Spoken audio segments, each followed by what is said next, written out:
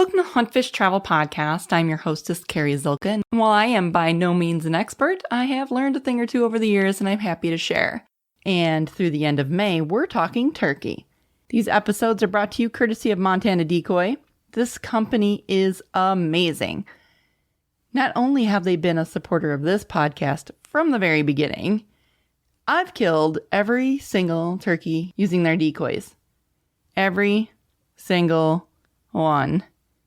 And I've killed a lot of turkeys. I cannot recommend this company enough. So be sure to check them out at montanadecoy.com. So turkeys are creatures of habits. Patterning them like any prey animal can be done relatively easily. Full disclosure though, I mainly hunt Wisconsin. When I hunt out of state, I do not have a lot of time to do any pre-scouting. So these tips may not be applicable to you, but I would think that the general overall information should be. So, I hunt turkeys on public land in Wisconsin.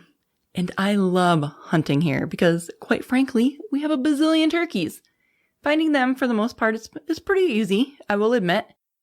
I start my scouting in early March. The weather is starting to warm up, the birds are starting to feel frisky, and they are probably as excited to be out in the sunshine as I am. For me, I don't use trail cameras for turkeys. I basically let my feet find them for me. First few weekends I'm able to get out, I wait until mid-morning, and I just walk. I constantly look for sign, feathers, tracks, scat, whatever. And 9 times out of 10, I find it within pretty close proximity to open water. Really, at this point, I'm not trying to pattern the birds. I'm just trying to establish that they're here. Because let's face it, some areas that don't hold turkeys and you don't want to waste your time in an area that's empty.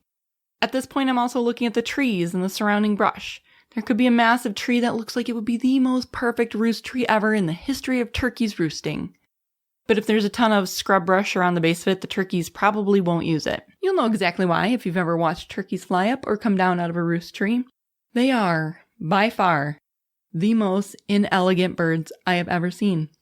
They don't fly down, they crash down. They thud down. And if there's a bunch of crap in the way, they won't be able to fly up or down.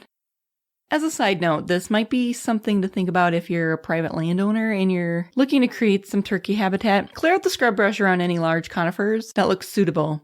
Who knows, you might have a family of turkeys move in. Like any bird, turkeys need shelter from the elements. I've noticed they tend to roost in larger flocks in deep timber during the colder months. The surrounding trees, I'm assuming, help break up the wind. But as these winter flocks break up, they'll move closer to the open fields once the weather starts warming up. Once I've established that there are turkeys in the area, I visit the field or fields that I'm going to hunt before daybreak and before dusk in full camo. And I only go out there once, maybe twice. I'm really just looking for confirmation that the turkeys are there. I don't call, I don't shot call, I don't make any noise or leave any trace. I seriously try to disturb the areas